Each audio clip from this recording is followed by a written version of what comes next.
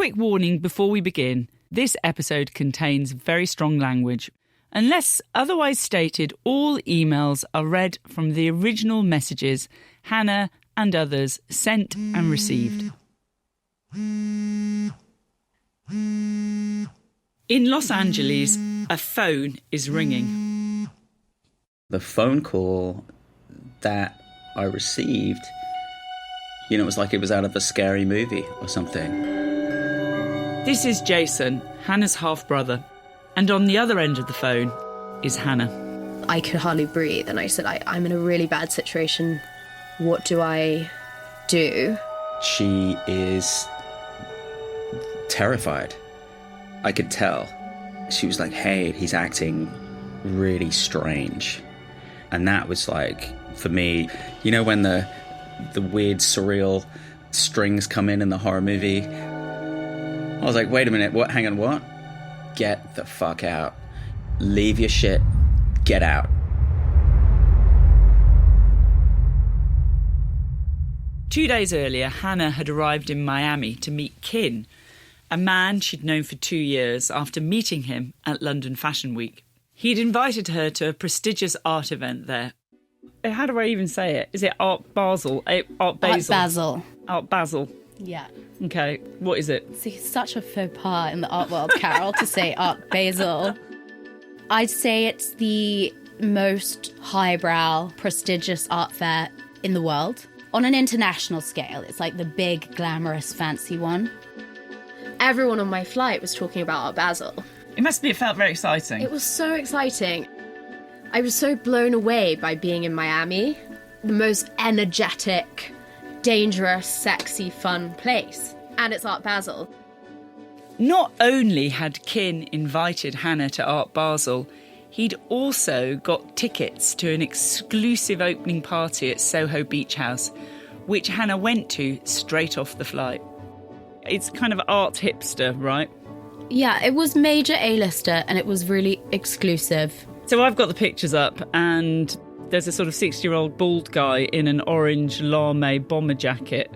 And then the next photo, there's, a kind of 17-year-old model. Yeah. And welcome to fashion. So, what goes on? Well, the sad thing is I don't really know because I didn't really get to experience it. After the party, I passed out in his car. And so what he said at some point, we're going now and I'm going to do I it. honestly can't remember. Had you had a lot to drink at the party? Yeah, I'd had a lot to drink. They drove away from one side of Florida to the other, travelling 190 miles to Naples, which is kind of the Marbella of Florida, known for its high-end shopping and golf courses. It's here that they're staying, at Kin's crash pad, as he called it. This house was on a compound that backed onto this huge lake. It's a huge house in a gated community in Naples. When they got back to the house, Hannah passed out in the spare bedroom. Listen, Han, this is the first time that you've said that you actually spent the night with him somewhere. Was there ever anything physical or romantic or intimate or whatever between you in Florida or any time before? There were a couple of times that I was so drunk, and that's all I want to say on it. But we definitely were not in a romantic relationship. In Naples, Florida, Hannah woke up. Okay, let's go into town, let's get a drink. And he started to get hacked. So when you say he started to get hacked, what do you mean? He started receiving emails, messages?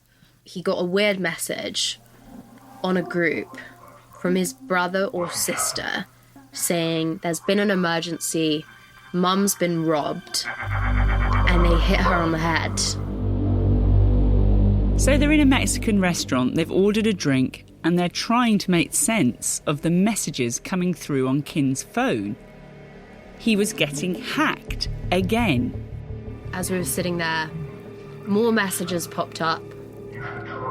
I think then this big chunk of text came through in capitals about money.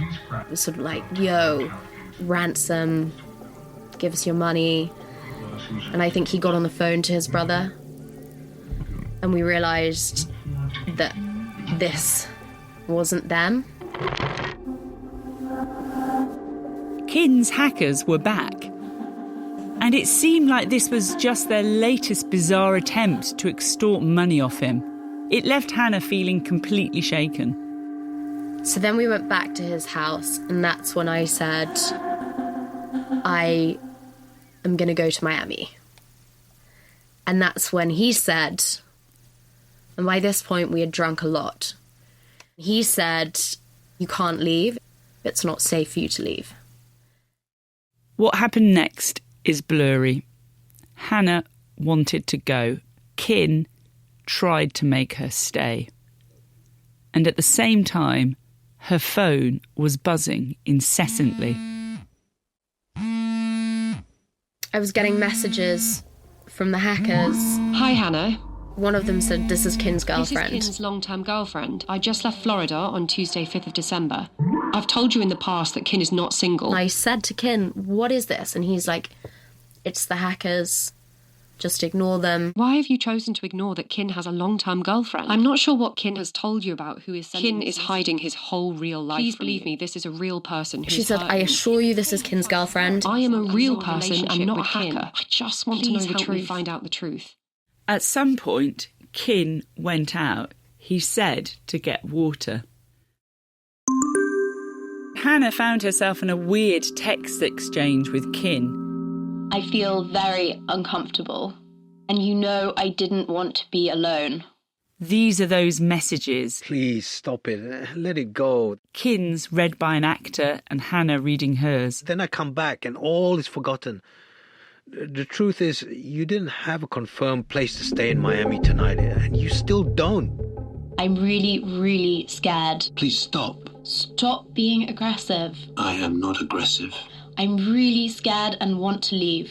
You're being aggressive and scary. I'm shaking. To be honest, I don't know whether to call the police. Seriously? So did you think about calling the police? I was in a state of panic and I wanted to call the police, but I couldn't work out if it was too much. So I decided to call the security. They laughed at me. I said, I need you here. I need help. And they said, sorry. They literally laughed at me. So you know the fact that you didn't call the police, was it that you felt that you weren't sure if it was serious enough? It's a really scary thing to do, to dial 911. I didn't want to be overreacting and I felt embarrassed and like, is this a real emergency? Hannah had just enough money for a taxi back to Miami, but not for somewhere to stay. You don't have a confirmed place to stay in Miami tonight. I will confirm one now, and then book a cab. Please, let it go. It's late. I feel scared. And I'm tired. Just let it go, please. Otherwise, the erosion of trust will be irreversible. I could never live with myself if something happens to you in Miami.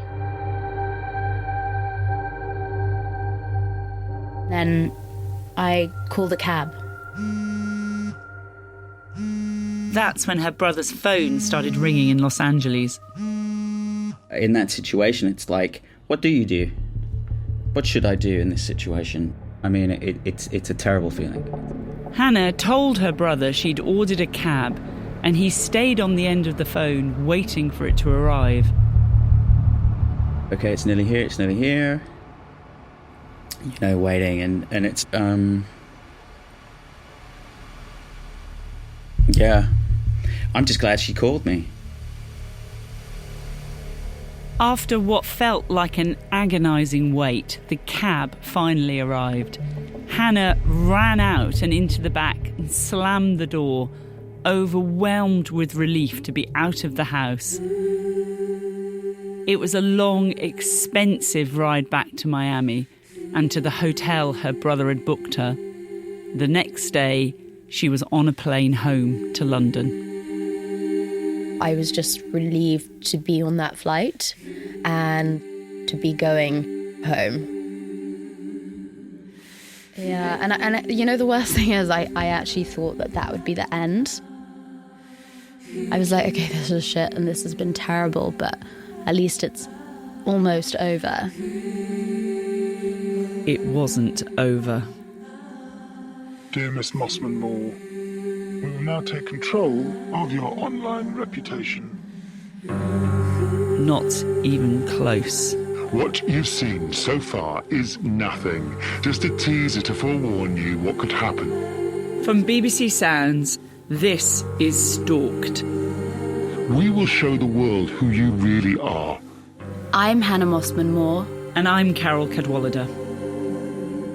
Episode 2, Online Reputation Management. We wanted you to know. Ball starting rolling. To ensure you will have the best online experience.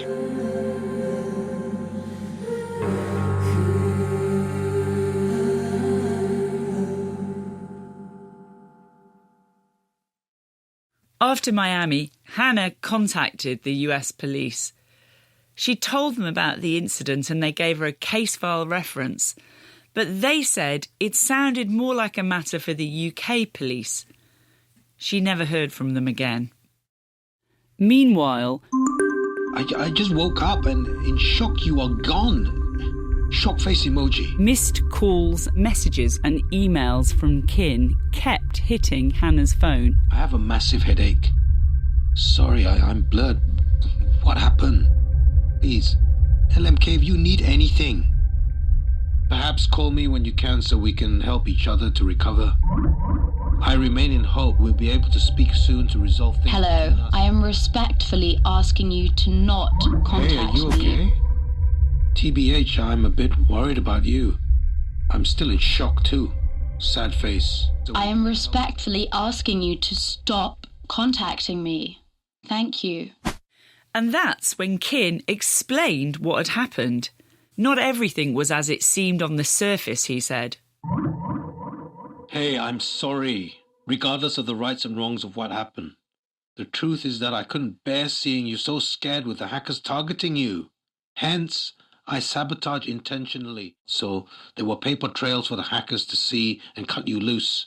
Kin's explanation was that he'd been the target of hackers.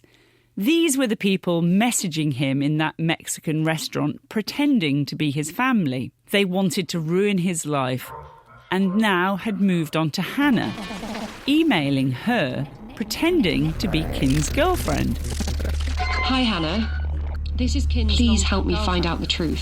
So Kin says that he deliberately started a fight with Hannah so the hackers would see from their messages that they were no longer friends and they'd stop targeting her. And if that sounds confusing, imagine how it would feel to be Hannah, caught up in all this, 25 years old and completely confused. Kin sent email after email. Hey, are you okay? Not quite ready to forgive me yet? All of which were weirdly similar. I apologize unreservedly if I went too far with the sabotage, but it was unintentional, totally unintentional. Kin then says that he's brought in this firm, Capgemini, to clear this whole mess up. Flying to London now, to the Gemini HQ, to once and all sort out the hackers. And Capgemini are a massive international firm. They do cybersecurity for big companies. can you kindly do us the courtesy of forwarding everything the hackers sent He you? kept asking Hannah to send what the hackers had sent her while they were in Miami together. I really need your help now. And he would take this to Capgemini. We can't fight them blind if you don't send us. And in the midst of this, the hackers are back in touch with Hannah as well. Yo, lady, we will go away forever. Or, with one click, heavies will be down where you live. Forgiveness is a special gift. And at the same time, Hannah was receiving more emails from Kin. Will you give me forgiveness this Christmas? Christmas time for forgiveness? The emails kept coming. If you are not too long, I will wait here for you all my life. And then I sent my final email.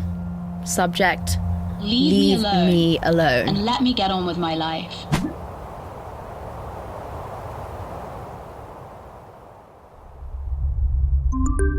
Kin did not leave it alone. Hey, that's very harsh and maybe going a bit too far. It was like email after email. Maybe get in touch when you're ready. Be careful with your words.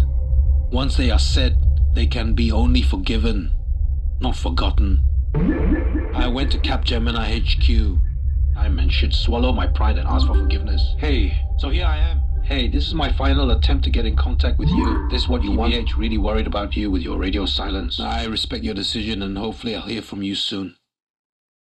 We asked Kin about continuing to contact Hannah even after she asked him to stop and about being aggressive towards her in Florida. Kin denies the claims made against him in their entirety and says that they are completely false and without any foundation.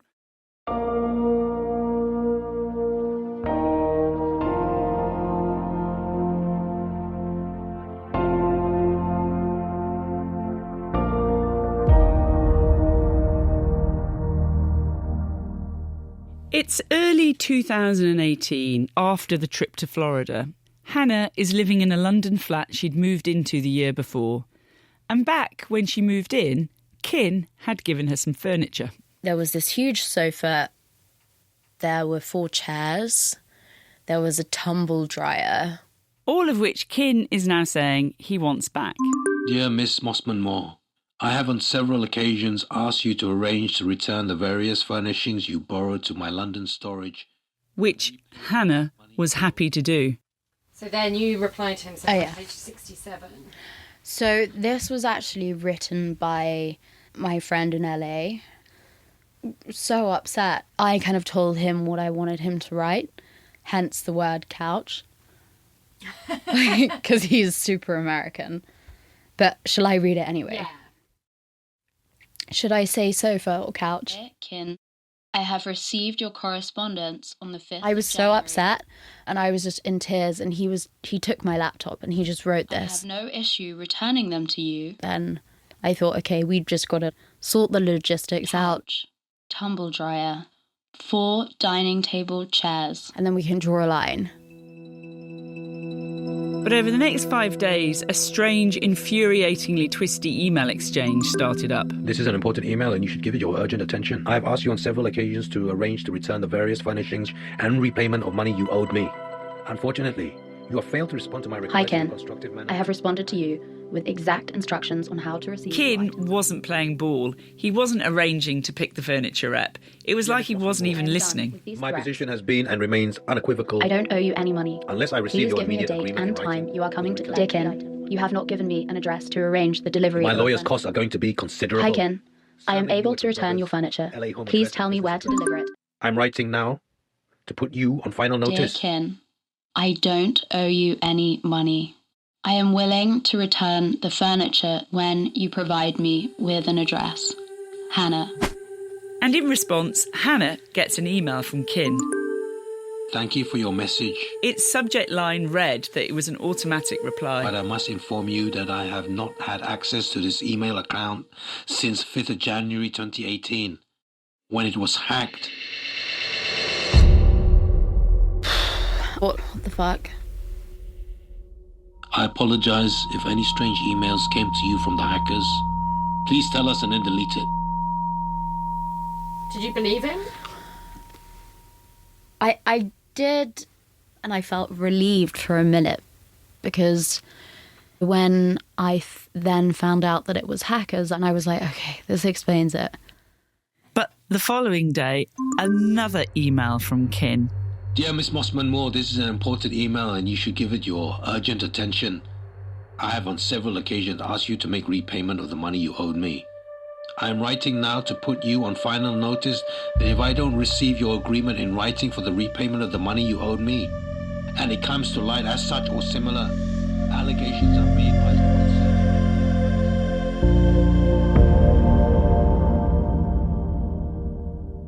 Then, something new started. Dear Miss Mossman-Moore, A new anonymous emailer from a different address. thank you for confirming our online reputation management services. Han plus a string of numbers at gmail.com. Name, Hannah May Mossman-Moore. Date of birth. The numbers were Hannah's date of birth. Payment will now be taken from your bank details on our records. These emails contain genuine private details for Hannah and her family. 6289 Bank account details, passport numbers, phone numbers. +44. It shows how much about Hannah and her family they know. Unfortunately, you have failed to respond to our payment requests in a constructive And manner, they're demanding money now. without giving details of how that money should be paid. Unless we receive your payment within 12 hours, we shall, without further reference to you, cease control of your online reputation management when all hell breaks loose. They're not here to help Hannah's reputation, but to destroy it. Remember, what is posted online becomes public information. My reputation could be ruined. That's what the whole thing was called, reputation management. We've started to take control of your online reputation management, including all your social media, blogs, images. It was really scary. We wanted you to know, ball starting rolling, to ensure you will have the best online experience. And they were so good at it.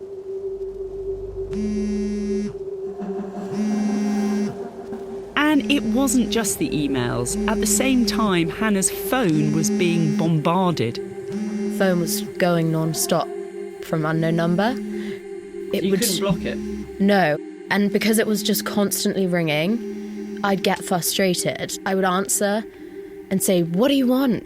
And it would just be silent for a minute and then hang up.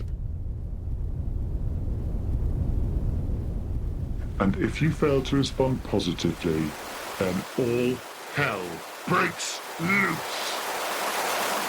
We may have to charge extra if not cancelled immediately, and we will accept payments from your boyfriend and family. You kind of know about this stuff, right? Because of photography. We're at my dad's, David. He's a photographer. About what stuff? Just tech. You mean because she said about the microphone? And thought he might be interested in the microphones, but he's not. What are you doing? No, I mean like... We've come with Georgia, the producer. One of the first things I do is pick up my phone to look at the contacts in my phone I've had for Hannah over the last few years. And it's just an insane list because she just kept on having to change her phone and her number and her device. And this isn't even all of them. Okay, hold on, find it. Search. These are my matches for Hannah. Okay. Hannah, Android. Hannah, new 2018. Hannah, LA. Hannah, London. Hannah, brackets, new 2019. Hannah, new Moby. Hannah, new number. Hannah, Sri Lanka. Hannah, USA. I think that's it. Yeah, I've actually deleted a lot of mine because I had so many. I've got about 5 or 6 here. All these new numbers because the so-called online reputation management company was making Hannah not want to use her phone. And sometimes she actually couldn't use it. They would send the email and then something would happen in real life. Like what? So they would send the details of my phone contract New cellular phone number. to my phone. +44 738 35. Status offline. And then it would be cancelled.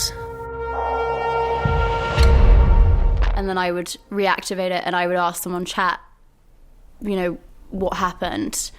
And they were like, oh, you just deactivated your phone account earlier today. Han, so this is a screenshot, isn't it, of a chat that you had with your mobile phone company when it was cancelled. Do you just want to describe what's going on there? Well, I asked the advisor on the chat The advisor gives me the email ID, which was registered, and says the email address. Says Han, and then my birthday at gmail.com.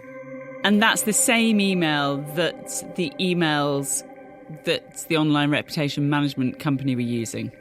Yeah, just like small things like that. Not that small and not that straightforward. From the outside, this appeared to be a complicated operation to isolate and confuse. And Hannah's family, including her dad, were sucked into the hackers' world. We shall, without further reference to you, step things up with you, including your family. On Father's Day, my dad's was cut off. Hannah's dad's phone was blocked. Someone got into his account, he thinks, by getting his password.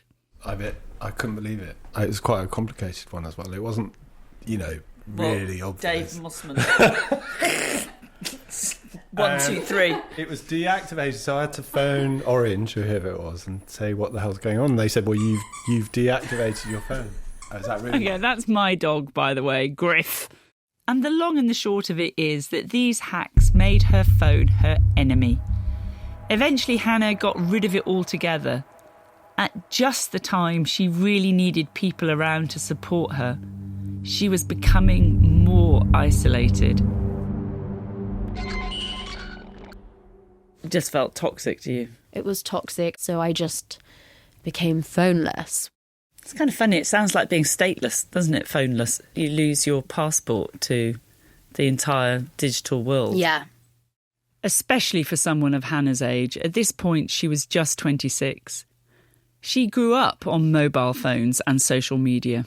Do you remember getting your first phone? Yes. It was when I was 12. It was a Motorola Flip. It was the most exciting thing.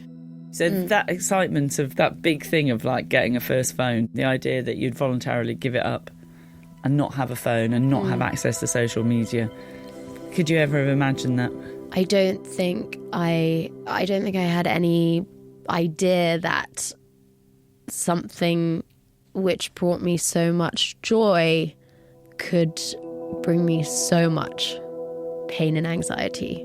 I couldn't have even imagined that. Dear Miss Mossman, to take control of your online reputation management services, and we will now. And even during the periods Hannah didn't have a phone, the emails kept coming. We will show the world who you really are.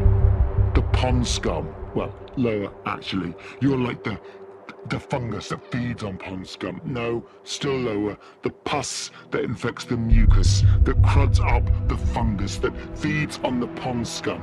This is never about money, but justice for all decent, harding-working people in the world. You think you're better than anyone else. You think the rules don't apply to you. You breeze into town, working a charm on everyone, but you don't fool us.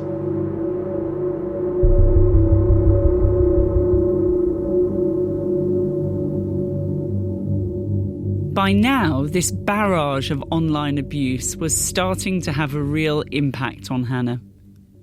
Hannah, can you remember how you felt then? It started to really bring me down. I would often get ready to go out and then panic, and I would just delay and I'd end up not going out. I started to overthink what I would say when people asked me how I was. I remember practicing lines in my head, saying, "What's happening?" One of the sort of central things I've been trying to prove, I guess, in all of my journalism over the last 8 years is trying to get people to understand that there is no difference between online and the real world. Because we all live our lives online these days. Online is the real world. And it is absolutely real world impacts. The impacts on people are just really real. It's often about isolating somebody, making them feel intimidated or just self-conscious or worried. And it often works. Yeah, it did start to isolate me.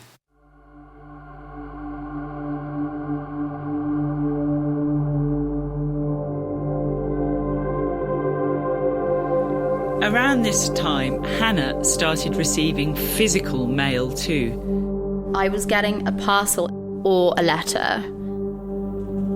Each parcel would have a different version of my name.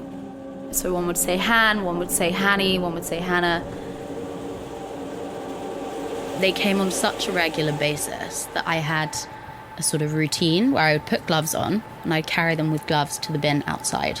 Sometimes I wouldn't even open them, but there was a packet of Werther's Originals, which had been opened, still had sweets in, and stapled together along the seal. Nail varnish. There was a printout of a menu of a restaurant. There were quotes, printouts of quotes. With everything going on, Hannah no longer felt safe. She moved back in with her dad. I remember this time.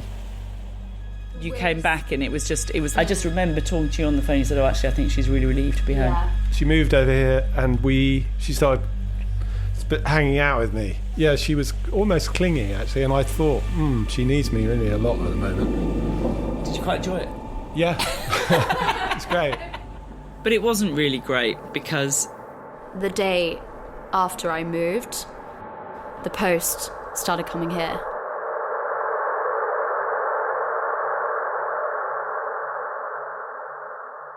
Day one of being there, the post followed me, and I understood that as a message to say, I'm watching you. And it was about to go further. What you've seen so far is nothing. Just a teaser to forewarn you what could happen, so don't push us. This is between us two and nobody else. Respect this, or we will, full stop, do the same and include your family, which will open, full stop, new cans of worms. We're all in different WhatsApp groups and there's stuff going on all the time. You can't really keep track of it. Just imagine that there is somebody who is pretending to be you in some WhatsApp group you don't even know about. You've got no idea this is going on. And they're communicating with your friends and family and just feeding them a complete pack of lies. And they have absolutely no idea. They think that is you. And that is what has happened to Hannah. This is from 2018, 21st February. A group. Shall I read out what it says? It says, think I need to get some advice and be a bit careful on my assumptions that the rules do not apply to me. The status would always be something like karma. Everybody in the group, or at first, until they got used to it, thought that's what Hannah was saying. The first WhatsApp group that I was added to. Hannah's university friend, who we're calling Casper. It started off, just like a couple of insulting things or written as Hannah, things that were written to make us think that Hannah wasn't a good friend to have for whatever reason. It was just like things that some people, maybe if you're like 90 and conservative, would think, oh my gosh, this person is an undesirable. We can't be associated with them. I think my response was like, yes, queen, like, fuck everyone, like, you do you. I just thought it was Hannah being Hannah, right? Like, I've already said she's quirky. I was like, okay, Hannah, like, that's okay. Like, we still love you. Like, no worries. That's kind of the first one. Yeah. But then these kept coming. Yeah, they did. So they kept coming, and I think they became increasingly sinister.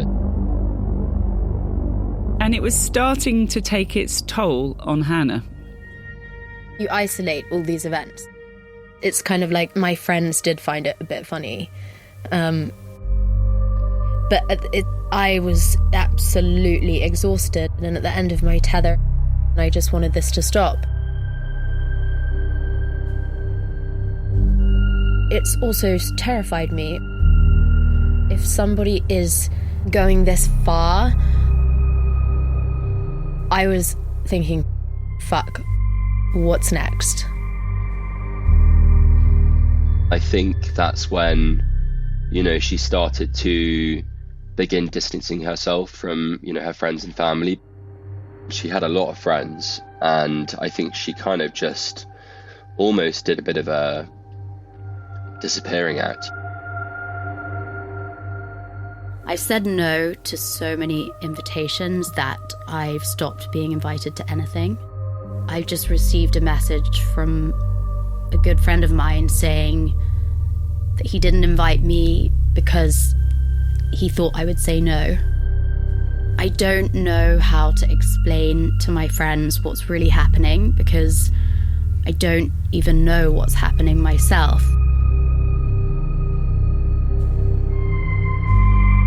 I started to believe what they said. You know, you think you're so important. You're a shitty person. You think you deserve better than everyone else. I don't care about anyone else except And yourself. I was like, maybe that's true. Maybe I've just been really like entitled and maybe I deserve this. And while Hannah was trying to understand what was going on, the intrusion into her life went up yet another level. Around this time, she noticed a lot of the emails and WhatsApp groups seemed fixated on her former employer, a small jewellery company she'd gone to work for after the internship with Alighieri. Created group HMRC report. So the jewellery company that Hannah used to work for. I was added. So it says, inadvertently, I have also evaded taxes and committed tax fraud. That's bad English. The spelling's all wrong. And there was a fake email from my dad as well. Hannah, it's Dad. You need to call me. I'm in hospital. I don't know if those have got lost in my spam because I didn't save them all. You never think of me. I was in the hospital on my deathbed. They have done this to me. Your life was in danger. Good you left. The men you are dealing with are lethal. They will destroy you completely. When they pretended to be my dad, they said loving prayers. It's like, Anyway, The fake Hannah on WhatsApp or fake dad might not be that convincing, but another fake Hannah was.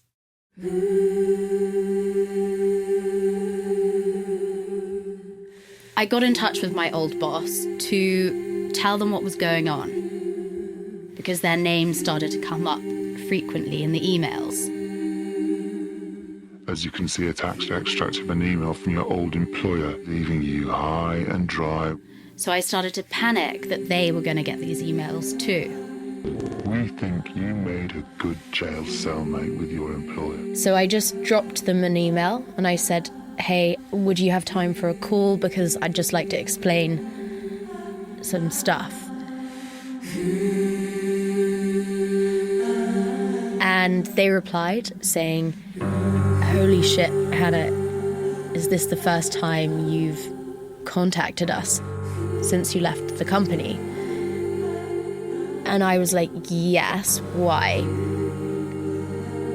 And they said, we should get on a call.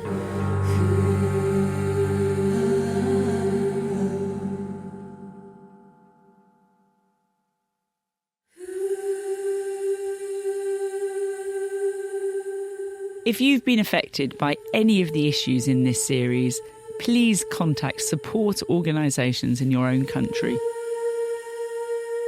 If you're listening in the UK, details of organisations offering information and support are available at bbc.co.uk/action line. If you have information relevant to the podcast, you can contact us by emailing stalked@bbc.co.uk. Stalked is hosted by me, Carole Cadwalladr. And me, Hannah Mossman-Moore. The producers are Georgia Catt and Rob Byrne. Theme music and vocals are by Rebecca Lucy Taylor, aka Self-Esteem. Original music is by Phil Channel. Sound design by Phil Channel, Rob Byrne and Georgia Catt. Thank you to all the actors who voiced up the emails for this series. Kin's emails are voiced by actor Zach. The series editor is Philip Sellers. The commissioner at BBC Sounds is Dylan Haskins. Stalked is a BBC Studios audio production.